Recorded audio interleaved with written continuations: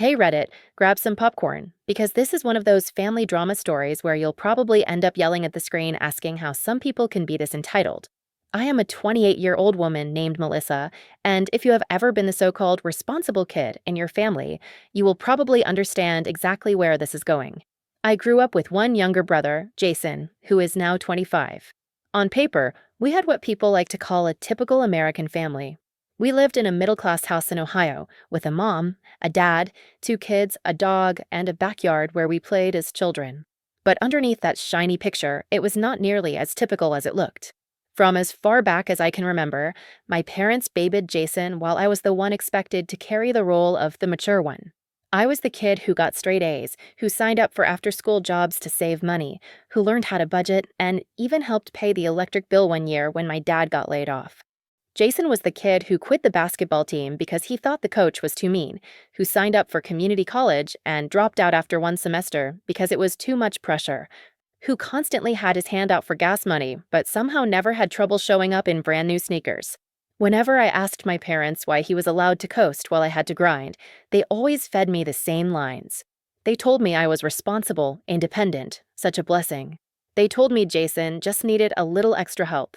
They told me not to compare myself to him because I was mature and he was finding himself. What that really meant was that I carried the weight while he floated through life, making choices he never had to pay for. Fast forward to adulthood, and nothing had really changed. I worked myself into the ground to build stability. I graduated, landed a solid job in healthcare administration, and after years of saving, I finally bought my own modest 3-bedroom house. It was not fancy, but it was mine, and every single brick, every appliance, every piece of furniture represented hours of work and sacrifice. Jason, on the other hand, drifted between minimum wage jobs, slept at girlfriends' apartments when they would take him in, and when that fell through, he always ended up back in my parents' basement like it was his safety net. And of course, Mom and Dad always defended him. Every time he messed up, they gave the same excuse. Family comes first. He is struggling. Can you just help him out for a little while? A few months ago, I finally did something for myself. I had not had a real break in years, so I booked a 2-week vacation to Hawaii. I wanted to unplug, to sit on a beach, turn off my phone, and remind myself that life is more than endless 12-hour shifts. Those 2 weeks were heaven. For the first time in a long time, I felt relaxed, almost like a human again. But that peace ended the second I walked back through my front door. Suitcase still in my hand, I stepped inside and thought for a split second that I was in the wrong house. My living room was unrecognizable. Jason's PlayStation was hooked up to my television, his clothes were scattered across the floor, and his girlfriend was lounging on my couch wearing my pajamas while eating Doritos straight from the bag. Pizza boxes, empty beer cans, and dirty dishes were stacked everywhere. My brand new blender was sitting on the counter, crusted with dried margarita mix. I froze in the doorway, trying to process what I was looking at. It honestly looked like someone had broken in, partied for 2 weeks, and decided to stay. Jason looked up from the recliner like this was perfectly normal and said, "Oh, hey sis, welcome back. Don't worry, we've been taking care of the place for you." I could not believe what I was hearing. I looked around at the disaster zone that used to be my home and asked him what in the world was going on.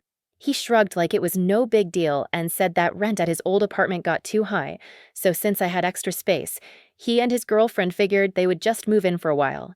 He actually had the audacity to phrase it as if it were some kind of favor to me, and then he added, "Family helps family, right?" I told him he had to leave immediately. He smirked at me like I was being overdramatic and said that Mom and Dad had already told him it was fine. I called them on the spot, certain they would back me up once they heard what had happened. Instead, they doubled down. My mom told me, "You are doing so well in life, honey, and it is selfish not to share your blessings with your brother when he is struggling." My dad jumped in with, "We raised you to understand that family comes first." I stood there in shock while Jason smirked like he had won. I was so angry I could barely speak. Every single dollar that paid for that roof, that electricity, that water, came from me. I pay the mortgage. I pay the taxes. I paid for every piece of food in the fridge that Jason and his girlfriend had already eaten.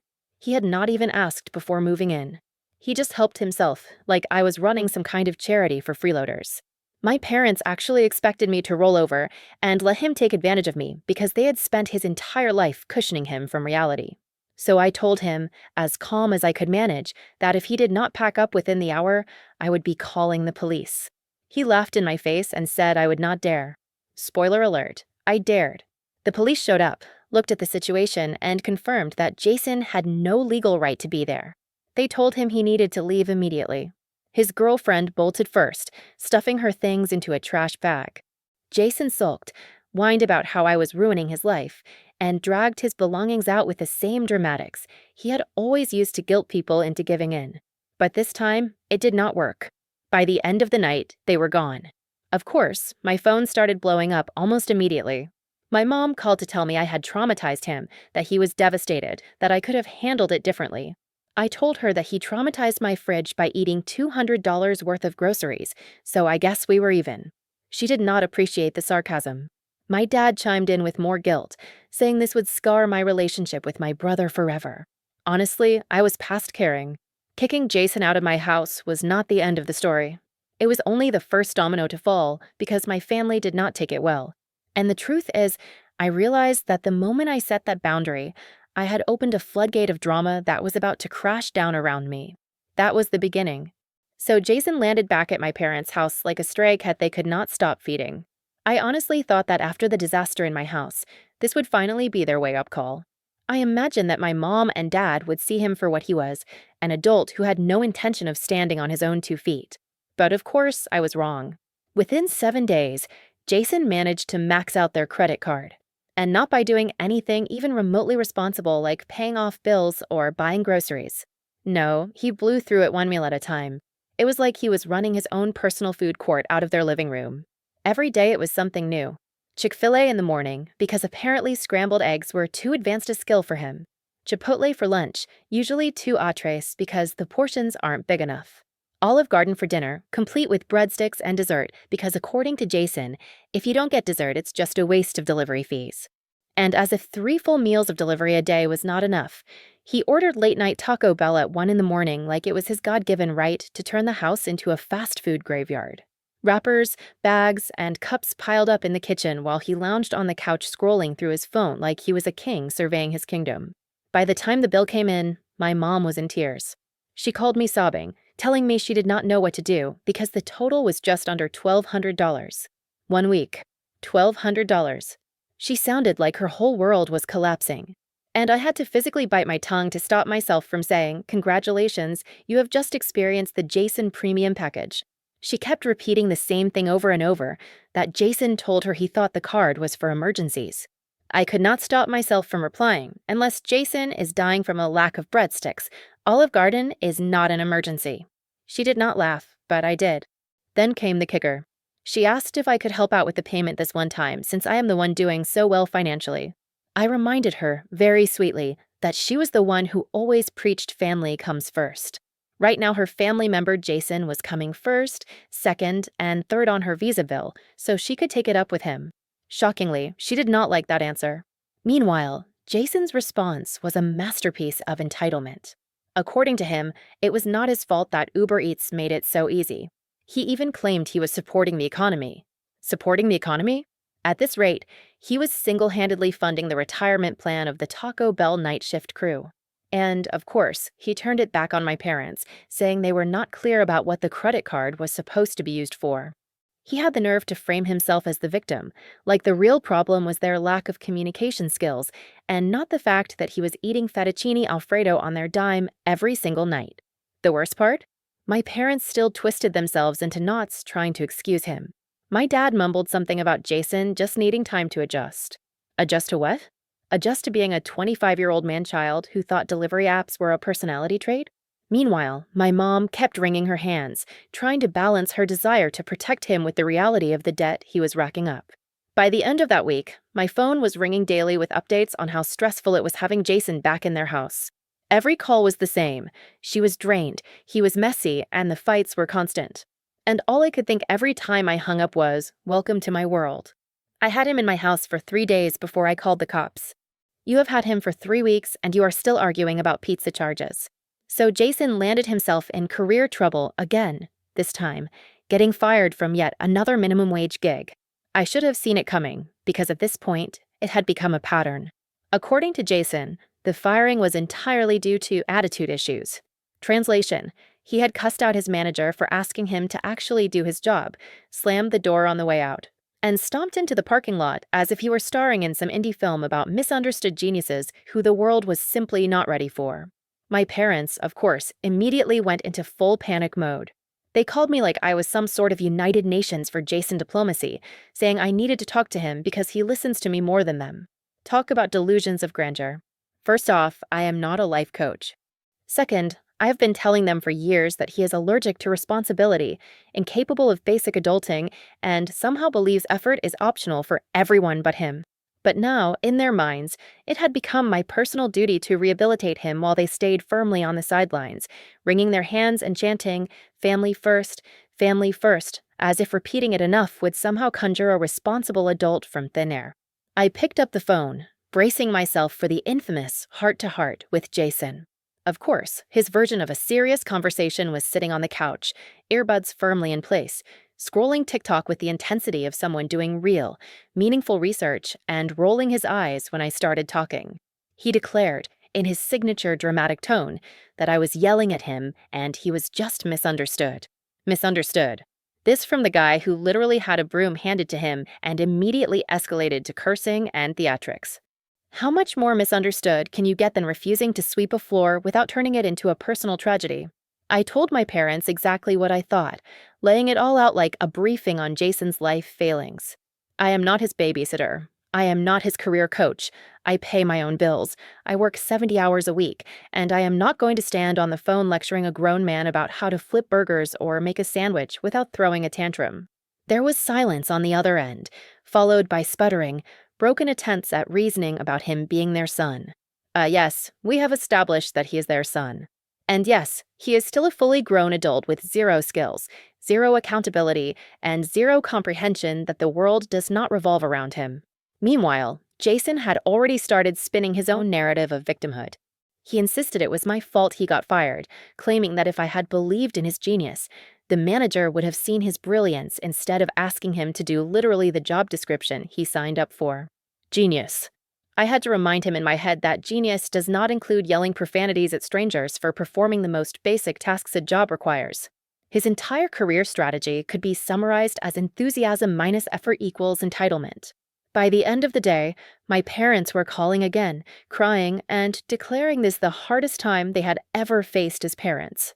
They were devastated, exhausted from dealing with a 30-year-old child trapped in a 25-year-old body, and somehow expecting me to be the adult in all of this while simultaneously supporting him financially and emotionally. I could not stop myself from picturing Jason showing up at work the next day like some tragic hero in his own self-written story, walking through the door with a sense of purpose only to be promptly escorted out by HR while mumbling about how no one appreciated his talent. I laughed quietly to myself because that image was almost poetic in its inevitability. Classic Jason. So picture this. It's a bright, sunny Saturday, perfect for a family barbecue. The grill is sizzling with burgers and hot dogs. Uncle Rick is puffing up his chest, trying to show off his so-called famous potato salad that nobody really knows the recipe for. And the backyard smells like charcoal and ketchup mixed with a faint hint of sunscreen. Everyone is chatting, laughing, kids are running around screaming, and I am finally settling into some semblance of peace when I notice Jason. True to form, he is parked comfortably on the picnic bench like he owns the place, legs spread wide, one arm draped across the backrest, the other holding a soda. He looks like he is the king of a kingdom that exists solely in his imagination. Naturally, the moment is too perfect for him to pass up. Out of nowhere, loud enough for half the neighborhood to hear, he decides to unleash some of his classic entitlement, railing about how I am selfish, how I make good money, and how he deserves more financial support from me. He does it with all the gravitas of a courtroom lawyer presenting damning evidence, completely ignoring the fact that he has no job, no bills of his own, and a life history that reads like a checklist of every possible freeloading tactic known to man. I pause mid-bite of my burger, chew slowly, and smile with the kind of calm I reserve for moments like these when I know I have the moral high ground. I remind him, with the politest inflection possible, that I have been paying my own bills since I was 16 while he cannot keep a minimum wage job for more than a few months, and perhaps he should consider asking his girlfriend if her parents' house is available again. The reaction is immediate. Jaws drop. Uncle Rick literally drops his spatula onto the coals. Cousin Lily snorts so hard into her lemonade that it almost sprays across the picnic table. My mom freezes mid-chew, eyes wide, like she has seen Jason in a new light for the first time in 25 years. Jason's face becomes a roller coaster of emotions. First, confusion, like he cannot compute the concept of accountability. Then anger, like he is being personally attacked by reality itself. Next comes desperation, flailing around for any excuse, any narrative that would let him maintain his facade of innocence. Finally, he lands in a defeated pout, muttering something about being misunderstood while everyone around him exchanges looks that silently say, yes, this is exactly who he is. I lean back, sip my soda, and just watch him squirm. Of course, Jason does not exit quietly. He whines to my parents about how I embarrassed him in front of everyone. But my dad, for once, refuses to defend him blindly. He delivers a line that is pure gold. He points out that if Jason did not act like a grown man still living in a frat house, public embarrassment would not even be necessary. The neighbors glance over, some chuckling, some shaking their heads. People around the picnic tables are whispering and laughing under their breath. One neighbor even mutters, loud enough for me to hear, that Jason is a walking disaster. Meanwhile, I cannot stop smirking. Jason slouches on the bench like a toddler caught stealing cookies, arms crossed, trying to look sulky, but failing miserably. His dramatic sighs punctuate the air while my family and the extended group soak in the scene. The sun begins to dip low, casting long shadows over the charred hot dogs and smoldering coals. I take a deep breath, savoring the smell of burnt marshmallows, grilled meat, and sweet, undeniable triumph. This barbecue had done more than serve food. It had laid Jason bare for everyone to see. All his entitlement, all his manipulations, all the years of being coddled without consequence had come to a head in one glorious display of social justice, delivered with a burger in hand. I could not stop grinning, knowing that for once, the chaos that Jason thrived on was now working in my favor.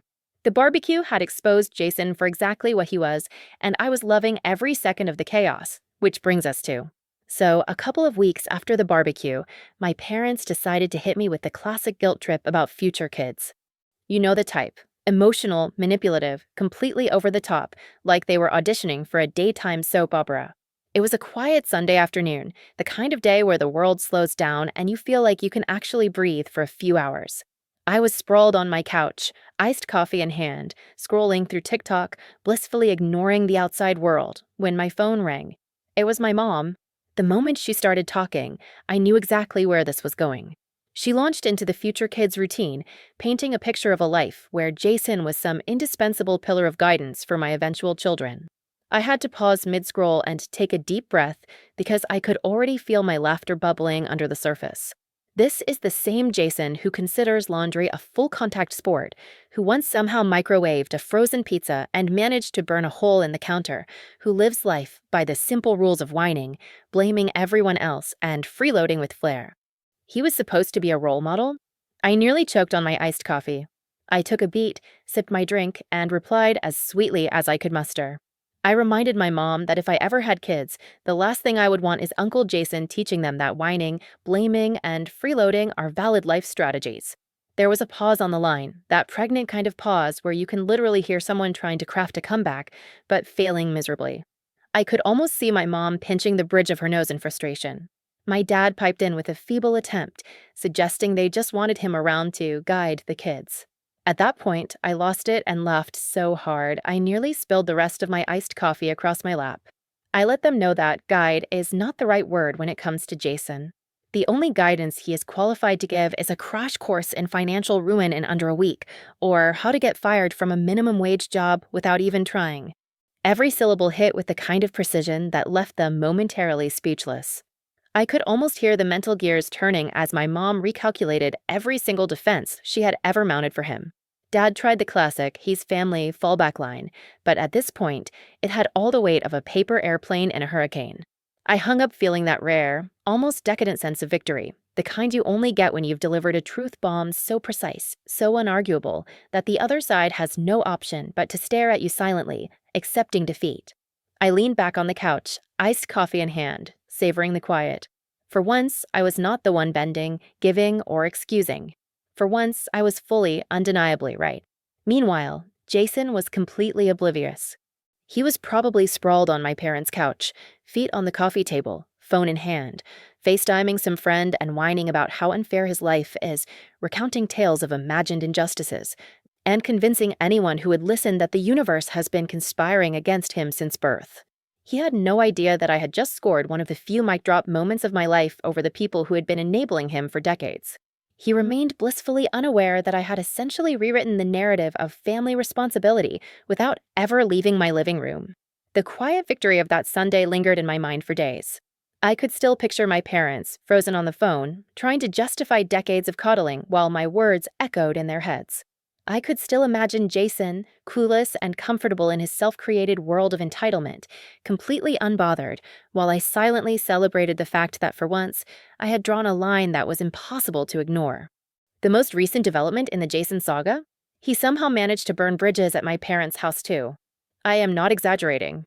He got it into his head that it was perfectly reasonable to borrow the neighbor's Wi-Fi password, apparently because he was some kind of self-proclaimed networking prodigy.